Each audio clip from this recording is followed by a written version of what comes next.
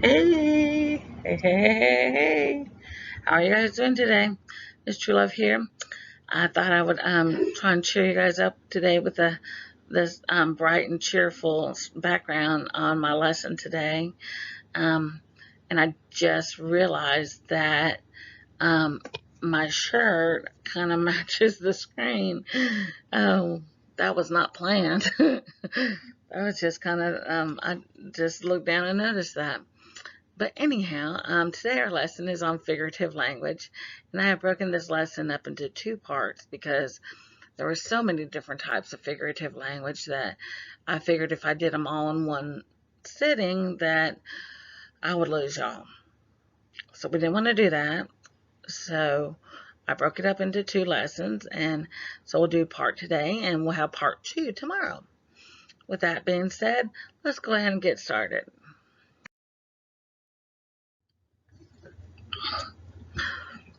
So basically, there are two different types of language that we speak of when we're talking about writing. We talk about your literal language, where the words function exactly like how they're written, how they're defined in the sentence. The car is blue. It's just blue. He caught the ball. No need for explanation on either one of those.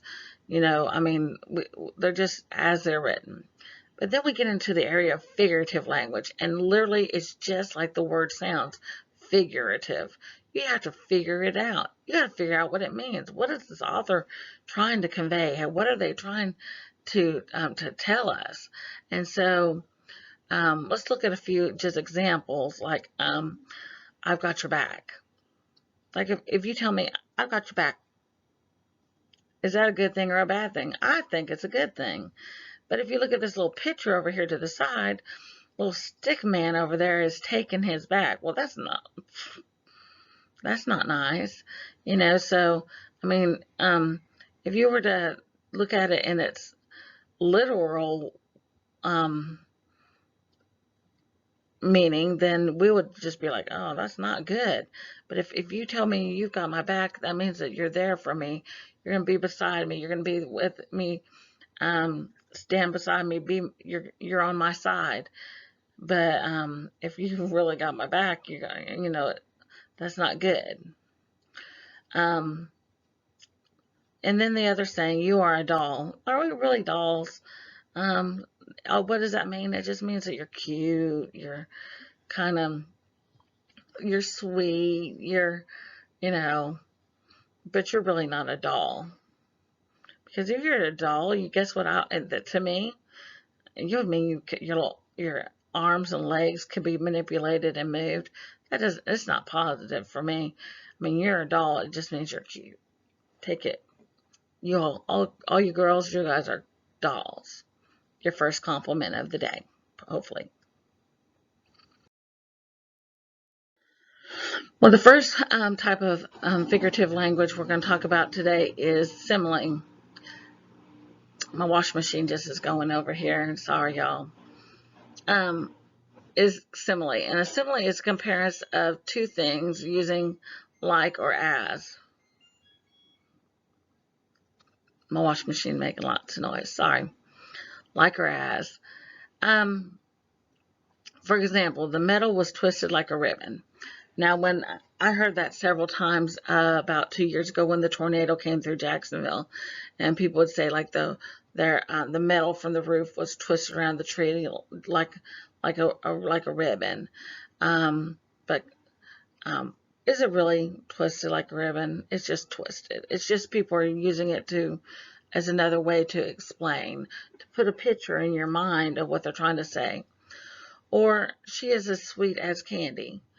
Um, just trying to say she's sweet and explain how sweet she is by using a connection to something that most of us know, which is candy, which is sweet and is yummy. Or then we have over here, sly as a fox. It just means that you're really sly because foxes really, they're kind of sneaky. You might say someone's cute as a button. Now, I don't really think buttons are cute,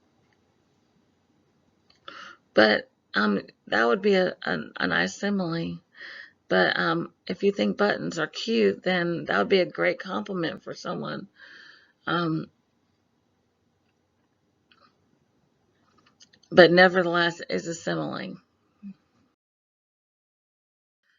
So let's look at a couple of simile rules here.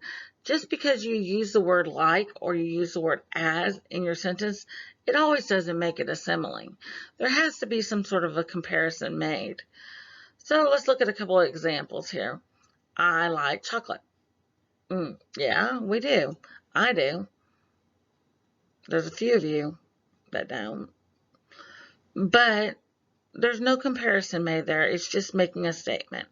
But if I were to say the chocolate tasted like heaven, which it did, I'm making a comparison. I'm comparing chocolate to heaven. It means that it's the best there ever was. It's amazing. And I wish I had some, but I don't. But it was amazing. And so it is a simile.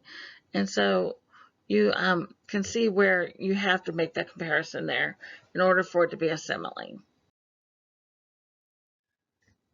The next thing that we're going to talk about are metaphors. Metaphors are when you compare two things without using the words like or as, such as all the world is a stage. Now, is all the world really a stage? And are we all merely the performers? Um, no, really what they're trying to say is that, we all, we're all living in this life, and we all have to work to the best of our abilities because we're all kind of always out there and people are watching us and observing us, and we need to do our best that we can do. Or what about this one? She has a heart of stone. Um, does she really have a heart made out of stone? No. It just means that she's kind of cold-hearted. She's not very kind. She's not very warm. Um, so that would be a metaphor. Then let's look at personification. Um, that's when you give human-like traits to objects or ideas. Um, for example, the stars winked at me. Can a star really wink at you? No, it's just they're twinkling. Or the bed is calling my name.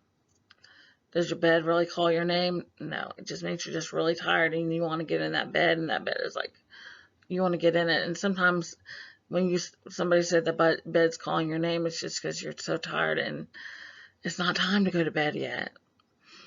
But look over there at Sleepy at the bottom of the page. Either my bed is calling my name or I'm hearing those voices again. Good night.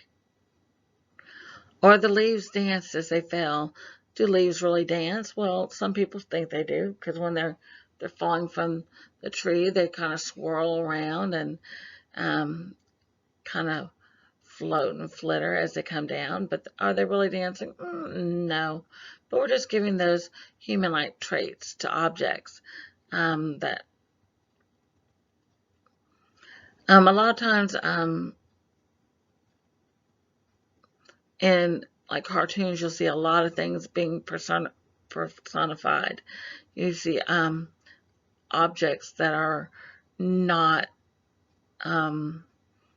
human being given human-like traits, like say like in Beauty and the Beast, where the candlestick, or an all Chip the cup, all those things. Those things are given. Those are personified. So that's just another example. Then we got hyperbole, and not hyperbole, but hyperbole. And that's when you exaggerate to show strong feeling or effect. Now, we look over here at the first little cartoon I have posted over here. It says, these shoes take 50 million years to put on. Does it really take 50 million years to put on those shoes? No. The writer's using exaggeration just to say that those shoes are hard to get on. But in the next little part of that little cartoon, it says 50 million years later, you can see the little bones sitting there.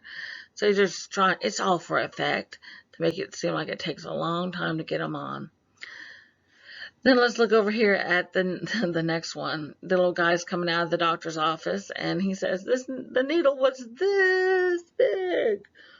And then you see the little girl over there. She's she's sitting and she's shivering and shaking, but in reality, is that needle that big? No, he's exaggerating because obviously, he's like me, he doesn't like needles.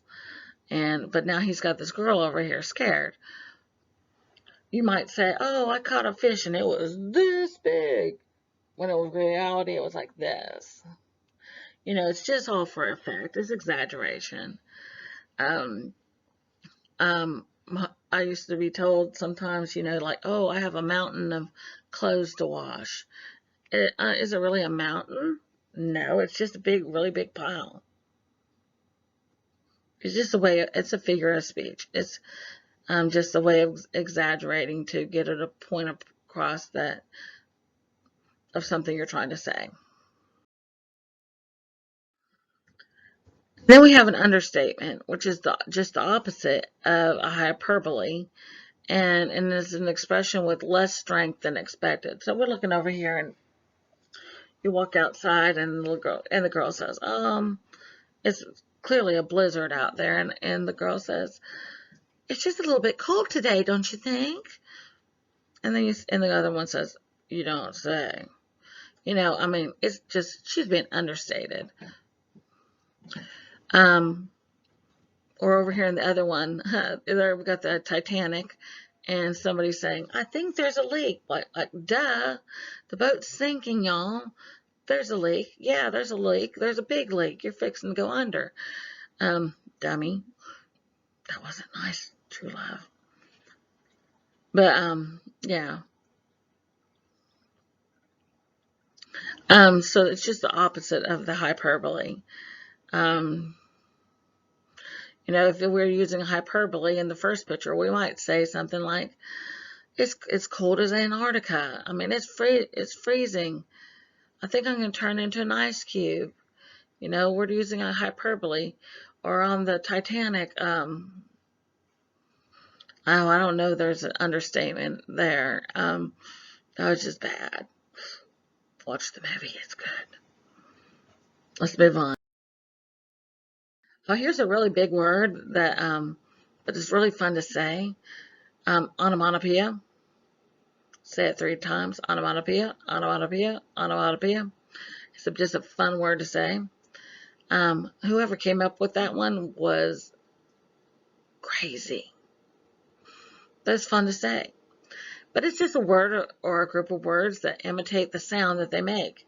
So like when you say the word boom, we know it's a boom. We know that what that sound is. Or bang. Usually it's said with some strong feeling. Click. Oh, I'm going to click the mouse. Click. Or buzz, or pop, or roar, hiccup, kersplat, splash. Any of those words like that would be a word that falls into the category of onomatopoeia. But this is where we're going to stop for today because we got about 4, maybe 5 more to cover. But we're already up to almost 13 minutes on this video, so we're going to call it. I miss y'all. If you need to reach me for any reason, you can always email me at truelove.catherine@jobcorps.org or at reading1gjcc@gmail.com. You can also send me a message or respond to an assignment on the Google Classroom. You could send a message through the Gadsden Bulldogs Facebook page. You could also, I'll be posting later today some lessons on IXL.com. Just remember, your username is your first name followed by the number 1 at Job Corps. No org at the end of that one. For example, mine would be Kathy1 at Job Corps. Your password is Joyful1, and that is all lowercase letters. Now, when I say that I miss y'all, I'm not saying that just to say some words. And I know some of you guys are going through some hard times. And I just want you guys to know that we truly are. If you need to ask us a question about your schoolwork, that's fine. But if you just need to have someone to listen to you, find one of us, find your counselor, find somebody, and we're there for you because we do care about you and we do miss you. And it'd just be nice to hear, listen to some of your guys' most cheerful, silly ways. There's some of you guys are one of a kind. Well, all of you guys are one of a kind. Some of you guys really bring the make the Job Corps of a good place for us to come to every day. And we miss you because it's not the same without you. Anyhow, I'm going to stop here, and I will talk to you guys soon on our next set of slides on tomorrow. Bye, y'all.